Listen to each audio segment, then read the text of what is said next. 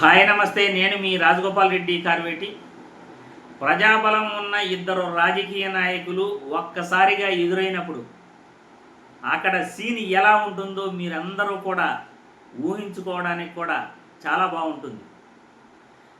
YCP party అధ్యక్షుడు జగన్మోహన్ రెడ్డి గారు మరియు జనసేన పార్టీ అధ్యక్షుడు పవన్ కళ్యాణ్ గారు నిన్న ఒకేసారి ఒకే ప్రాంతంలో ఎదురుపడటం జరిగింది. ఒకే ప్రాంతంలో వాళ్ళిద్దరూ కూడా అక్కడికి వెళ్ళటం జరిగింది. ఆ సీను ఎలా ఉంటుంది, ఎక్కడ జరిగింది అనే వివరాలు మీకు తెలియజేస్తాను. వారే వా, ఇది కదా సీన్ అంటే, వారే వా, ఇదే ఆ నాయకుడు అంటే, ఇదేనా ఆ నాయకుడుకున్న ఫాలోయింగ్ అంటే అని ప్రతి ఒక్కరూ కూడా అనుకునే విధంగా నిన్న ఆ సంఘటన జరిగింది. తిరుపతిలో వైకుంఠ ఏకాదశి సందర్భంగా టోకన్లు ఇష్యూ చేసేటప్పుడు దురదృష్టకరమైన సంఘటన జరిగింది. 6 మంది అక్కడ చనిపోవటం జరిగింది. 40 మంది ఆసుపత్రుల్లో జాయిన్ అయ్యి క్షతగాత్రులను రాజకీయ నాయకులందరూ కూడా, ముఖ్యమంత్రి, ఉప ముఖ్యమంత్రి అందరూ కూడా వెళ్ళి పలకరిస్తున్నారు. తిరుపతిలోని ఈ సంఘటన పద్మావతి మెడికల్ కాలేజీలో ఉన్న ఆ క్షతగాత్రుల్ని, తొక్కిసలాటలో ఆసుపత్రి పాలైన ఆ పేషెంట్లని చూడడానికి ముఖ్యమంత్రి గారు వెళ్ళారు. ముఖ్యమంత్రి గారు వెళ్ళి వచ్చిన తర్వాత ఉప ముఖ్యమంత్రి గారు నిన్న సాయంత్రం వెళ్ళారు. నిన్న సాయంత్రం ఆయన అక్కడికి వెళ్ళిన తర్వాత 5:30కు ఆయన రిటర్న్ కావాలి. కానీ జగన్మోహన్ రెడ్డి వస్తున్నాడని తెలిసి పవన్ కళ్యాణ్ గారు అక్కడే నిలబడి కాసేపు జగన్మోహన్ రెడ్డి గారిని ఎలాగైనా ఆపేసి ఆయన నిలబెట్టాలి అనే ప్రయత్నం జోరుగానే సాగింది. పద్మావతి మెడికల్ కాలేజీలో 5:30కి తిరుగు ప్రయాణం చేయవలసిన పవన్ కళ్యాణ్ గారు అక్కడే ఉండి ఆయన స్పీచ్ ప్రారంభించారు. జగన్మోహన్ రెడ్డి గారు ఆల్రెడీ 5:30కి తిరుపతికి చేరుకునేసినారు. పోలీసులు ఆయన్ను అడ్డుకోవటం జరిగింది సిమ్స్ దగ్గర. కానీ ఆయన నిలవలేదు. ఆయన నేనెందుకు నిలబడాలి, పేషెంట్లను చూడడానికి వచ్చాను, క్షతగాత్రులను నేను చూసే వెళ్తాను అనే పోలీసులు అడ్డుకున్నా కానీ ఆయన అక్కడి నుండి దిగి నడక మార్గంలో ఆయన హాస్పిటల్ దగ్గరకు బయలుదేరారు. జనాలందరూ కూడా, జగన్మోహన్ రెడ్డి అభిమానులంతా కూడా ఆయన వెంట ఫాలో కావటం నిన్న మీరందరూ కూడా చూసే ఉంటారు. అదే సమయానికి పద్మావతి మెడికల్ కాలేజ్ దగ్గర పవన్ కళ్యాణ్ ప్రసంగిస్తున్నాడు. పవన్ కళ్యాణ్ ప్రసంగిస్తున్నప్పుడు అక్కడికి జగన్మోహన్ రెడ్డి కూడా చేరుకోవటం జరిగింది. పవన్ కళ్యాణ్ ప్రసంగిస్తున్నప్పుడు ఆ వీలలు, అరుపులు, అక్కడ కేరింతలు మొదలయ్యాయి. పవన్ కళ్యాణ్కి అర్థం కాలేదు.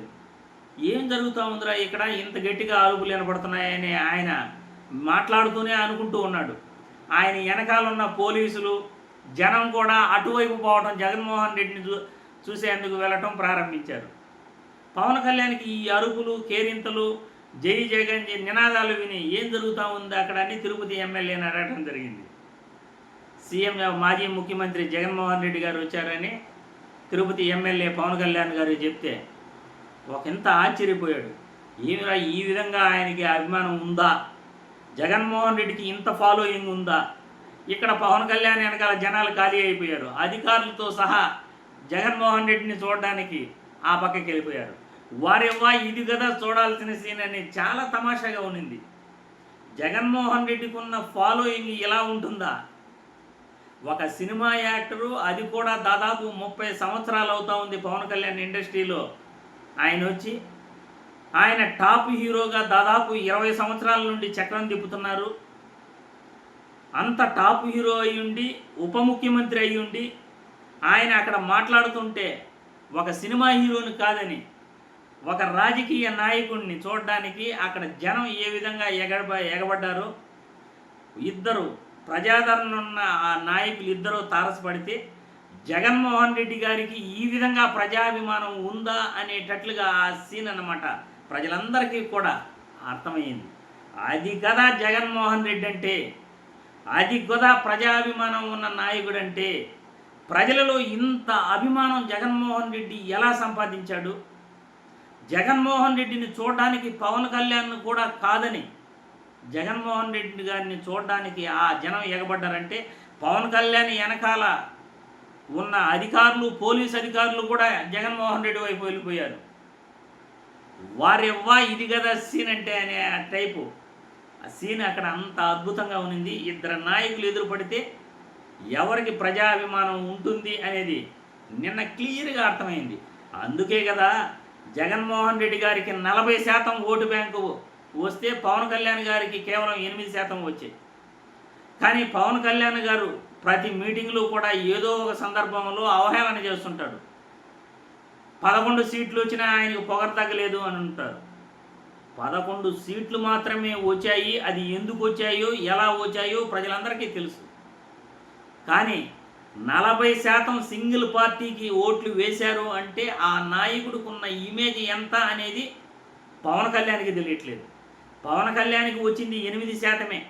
8% మంది ప్రజలు మాత్రమే పవన్ కళ్యాణ్కి ఓటేశారు.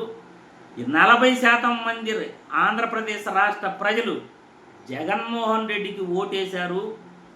మొత్తం మూకుమ్ముడిగా అన్ని పార్టీలు కలిస్తే కేవలం 50% సీట్లు కూడా 3 పార్టీలకి రాలేదు అని పవన్ కళ్యాణ్ గారు ఇకనైనా తెలుసుకోవాలి. వారెవ్వా ఇది కదా సీన్ అనే విధంగా నిన్న సూపర్గా అక్కడ సీన్ పడింది.